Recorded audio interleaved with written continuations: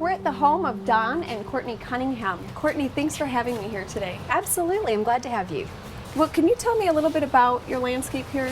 Yeah, the home was built in 1960, and originally there was no flower bed here, but there was a multi-trunk tree. Nobody really knows if it went in at 3 single trunks or if it was a multi-trunk that was planted, but I have the original plans that show that.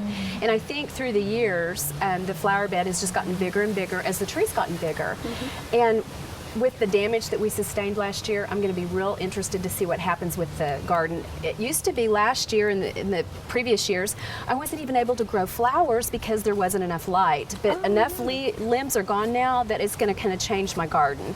So I'll be real interested to see what happens. Yeah, it's interesting how things will change over time. Absolutely. Well, let's go around in the back and Okay. see some more of the garden. Okay, good. Well, I really enjoy your backyard. It's very park-like feeling with all the trees. Yeah. And I think this is interesting how you've put the rocks around the trees. Well, you know, it's interesting. We are in a floodplain, and so sometimes the creek water will come all the way up. And what I was noticing after we'd get those big rains last year, all my mulch and everything would be down in the bottom of my yard. So we tried to, build it up and do some things. And it seems like the trees are responding a little bit better. They're a little bit more green than they have been in the past few years. So But you've definitely used the slope in a very nice way. Sometimes it can be challenging to garden. Right, right. Well, up in the patio, you have just a nice diversity, and you've been telling me this has been moved. This is a fountain that I used to make my husband every summer put in the fire pit. And so I gave him a break this year. We had a Japanese maple here that needed a little bit more light, and the volunteer trees have just gotten so big, so we've transplanted that, and this is going to be the permanent home for the fountain. So makes everybody happy. I like how you've used the variegated monkey grass down in here. Right. It does brighten it up, and also the moneywort. Sometimes it would get too much the same color. I'm an interior designer, and so I wanted to kind of play with the highs and lows and color. So that's what that is. Yes.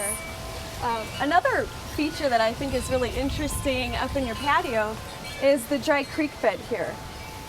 We were finding there really wasn't much to do with it as far as the drainage was concerned, and so we had this put in, and I think it's attractive. It's a good focal feature, and it's also very practical.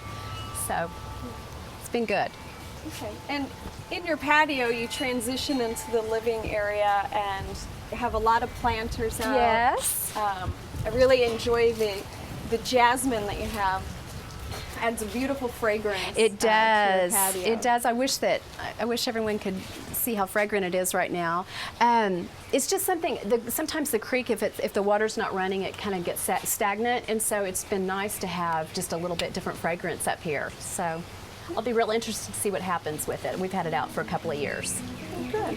We have a beautiful home, Courtney. Thank you so much Thanks for having coming. Thank you so much.